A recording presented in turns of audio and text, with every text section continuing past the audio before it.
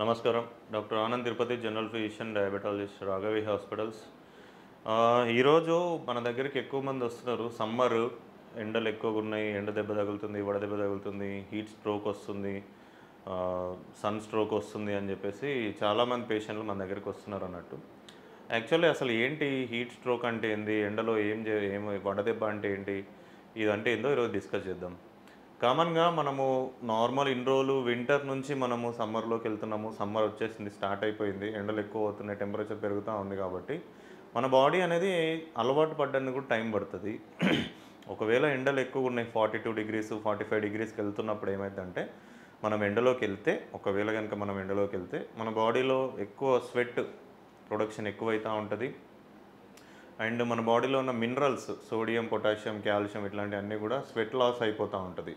అందువల్ల చాలామందికి ఏమైందంటే హీట్ రిలేటెడ్ డిసార్డర్స్ అంటే ఏంటంటే ఈ వడదెబ్బ తగలడము, ఎండ దెబ్బ రాగడము, లేకుంటే హీట్ స్ట్రోక్ రావడం ఇట్లాంటివన్నీ జరుగుతాయండి అన్నట్టు. అసలు దీంట్లో ఎట్లా అంటే ఒక 3 కేటగిరీస్ ఉంటాయన్నమాట. హీట్ రిలేటెడ్ డిసార్డర్స్‌లో 3 కేటగిరీస్ ఉంటాయి. ఒకటి ఏంటంటే హీట్ క్రాంప్స్.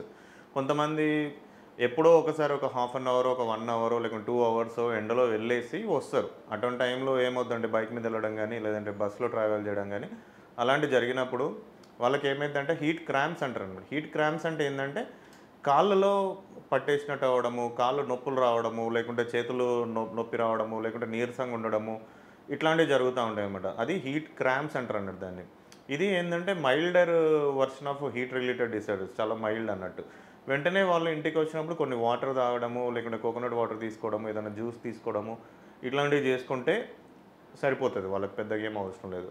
ఇంకొంతమందికేంటంటే హీట్ ఎగ్జాస్షన్ అంటారనమాట. హీట్ ఎగ్జాస్షన్ అంటే ఏందంటే ఓల్డ్ ఏజ్ ఎక్కువ ఉన్న వాళ్ళు, లేకుంటే పిల్లలు, చిన్న పిల్లలకు, లేదంటే ఎవరైనా కిడ్నీ డిసీజెస్ ఉన్నవాళ్ళు, లేకుంటే లివర్ డిసీజ్ ఉన్నవాళ్ళు, లేకుంటే ఎండలో ఎక్కువ వర్క్ చేసేవాళ్ళు, వీళ్ళందరికీ ఏమైద్దంటే ఎండలో ఎక్కువ సేపు వర్క్ చేస్తున్నా, ఎండలో ఎక్కువ సేపు ఉన్నా కూడా వాళ్ళలో సేమ్ ఇట్లాగే బాడీ టెంపరేచర్ అనేది పెరుగుతూ ఉంటది. అది కంట్రోల్ చేయడానికి సివియర్ స్వెట్టింగ్ వస్తూ ఉంటది.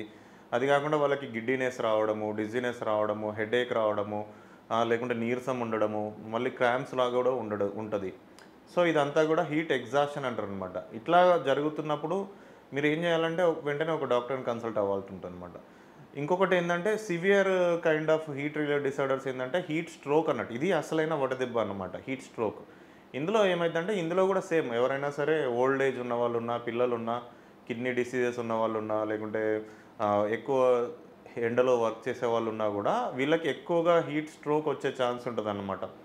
సో, దీంట్లో ఏమైద్దంటే వాళ్ళ బాడీ టెంపరేచరు ఎప్పుడైతే మన ఎన్విరాన్మెంటల్ టెంపరేచర్ పెరిగిందో, మన బాడీ టెంపరేచర్ కూడా పెరుగుతా ఉంటది. మోర్ దెన్ 42, 43, 102, 103 వరకు కూడా వెళ్ళిపోతా ఉంటదనమాట. అట్లాంటి టైంలో ఏమైద్దంటే బాడీలో ఉన్న ఫ్లూయిడ్ మొత్తం లాస్ అయిపోతా ఉంటది. వాళ్ళకింక స్వెట్ కూడా రాదు.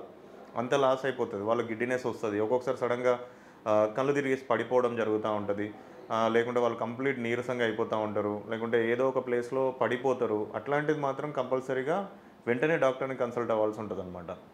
సో, ఇవి హీట్ రిలేటెడ్ డిసార్డర్స్. వీటన్నిటి గురించి మనం ప్రివెన్షన్ చేయాలి, చేయాలి అంటే, మీరెప్పుడైనా సరే ఎండలోకెళ్తున్నప్పుడు ఒక వాటర్ బాటిలు, లేదంటే మీతో మనకొక క్యాప్ పెట్టుకోవడము, లేకుంటే కాటన్ క్లోత్స్ ఏసుకోవడము, ఫుల్ కంప్లీట్‌గా ఉండేలాగా చూసుకోవడము, లేదంటే ఏదన్నా ట్రావెలింగ్ ఎక్కువ దూరం చేస్తున్నారంటే మధ్య మధ్యలో బ్రేక్స్ తీసుకోవడము, వాటర్ తాగడము, లేకుంటే ఏదైనా కోకోనట్ వాటర్ తాగడము, షుగర్ కేన్ జ్యూస్ తాగడము, ఇట్లాంటివి హైడ్రేట్ చేస్తూ ఉండాలి. బాడీని మీరు ఎంత హైడ్రేట్ చేస్తే అంత మంచిది. ఎప్పుడైనా సరే సమ్మర్‌లో స్వెట్ లాస్ ఎక్కువ ఉంటది. అందువల్ల ఏమైద్దంటే బాడీలో ఉన్నటువంటి మినరల్స్, ఫ్లూయిడ్స్ అన్నీ కూడా లాస్ అయిపోయి హీట్ ఎగ్జాస్షన్, హీట్ స్ట్రోక్ వెళ్ళే ఛాన్స్ ఉంటదనమాట.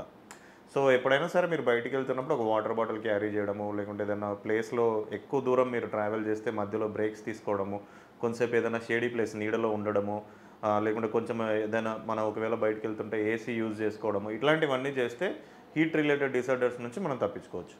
నమస్తే.